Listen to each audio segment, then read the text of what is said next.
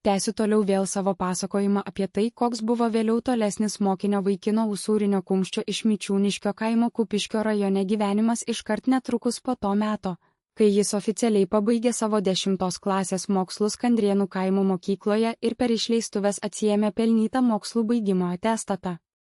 Taigi, kas vyko kiek toliau būtent tą pačią saulėtą vasaros dieną, šeštadienį Kupiškio miesto lauko turgavietėje, kai su savo miške surinktomis uogomis čia sėdėjo ir prekiavo po stoginę Usūrinis ir jo mama Irena. Kai aniedu vaikinai ir būsimi Usūrinio klasiokai iš miesto profkės, Vaidelis ir Užkimėlis dingo jiems iš akiračio ir nuėjo kažkur kitur sukiotis, įprasta prekyba čia vyko dar ir toliau. Prie Mičiūniškio gyventojų bei anų dviejų merginų su parduodamais grybais voveraitėmis kartas nuo karto vis prieidavo artyn įvairūs asmenys ir jie noriai pirko parduodamas gėrybės.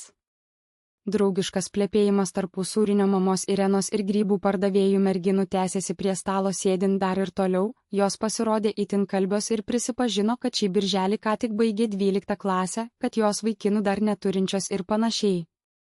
Bet kai Usūrinio mama trumpam pakilo nueiti nuo prekystalio šalin, paliko čia Usūrinį vieną prekiauti uogomis, tas pabandė tą vykusi pokalbį ir perimti į savo rankas, bet tuo viskas ir pasikeitė.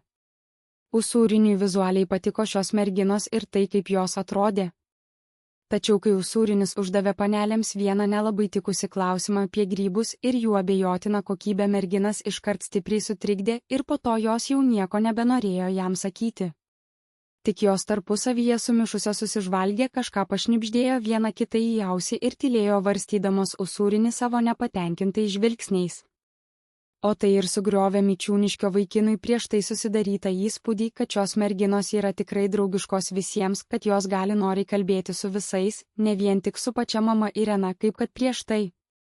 Grįžus atgalio prie šio stalo Irenai, merginos netrukus greitai išpardavė visą savo prekes ir tylėdamos pasišalino lauk. O Usūrinis su mama liko sėdėti ir baigti prekiauti savo uogomis, bet jai taip nieko ir nepasakė, kas jam su merginomis buvo ką tik nutikę. 2002 metų Liepą štai kaip galėjo atrodyti šis vasaros šeštadienio miesto turgavietės tolimesnis pokalbis, atskleidžiantis kaimiečio vaikino Usūrinio Kumščio neapdairumą ir staigų atmosferos pasikeitimą. Saulė toliau saube perstojo kaitino šiferinį turgavietės stoginės stogą. Pirkėjų srautas pamažu seko, o ant prekystalių pupsojo paskutiniai uogų litrai ir geltonuojantys voveraičių krepšeliai. Na, mergaitės, tai sakot, diplomai jau kišeniai?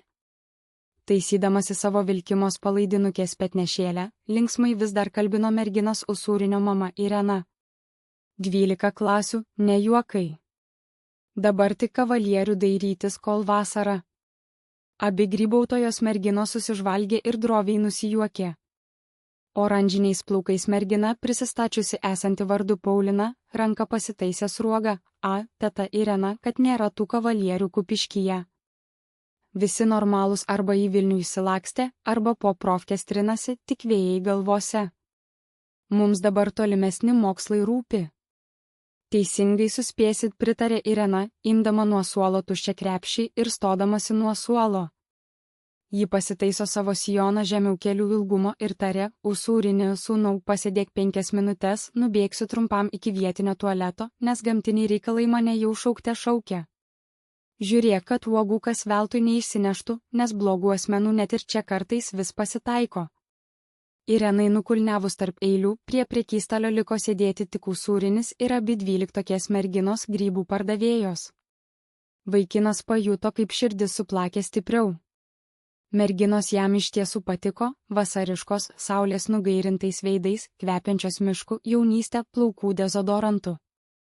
Tiek Paulina, tiek ir ta kita, raudonplaukė buvo su palaidais plaukais, vilkėjo atviras palaidinukės su atvira krūtinė ir petnešėlėmis bei visai trumpučius mergaitiškus šortus. Usūrinis nusprendė, kad dabar jo šansas parodyti save kaip suaugusi, rimtą vyriškį. Reikėjo perimti pokalbį.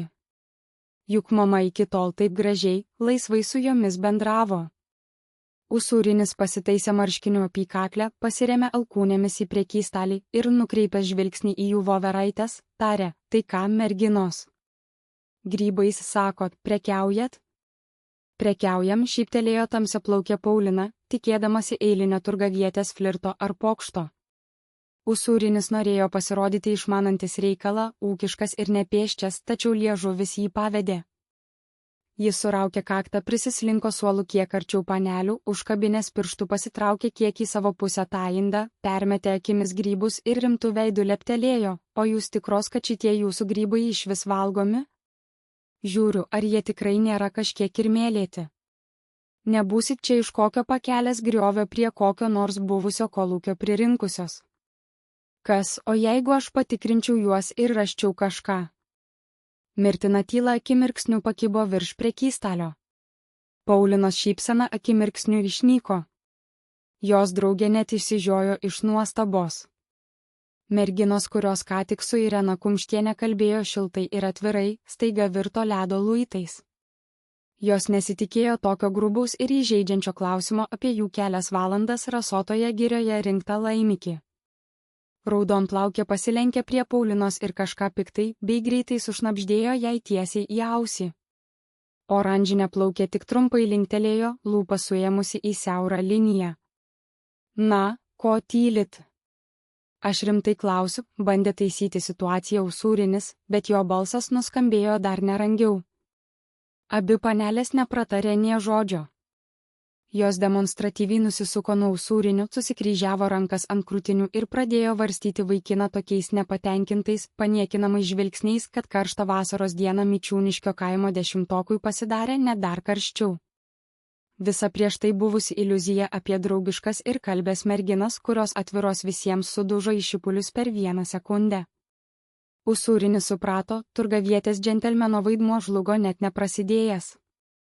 Bet laimiai visai neilgai trukusią niūrią atmosferą kažkiek vėl praskaidrino čia iš gyventojų minios vėl išnirusi ir į savo vietą ant suolo po pastogės pavėsiu grįžusi toliau tęsti uogų prekybos toji Usūrinio mama Irena.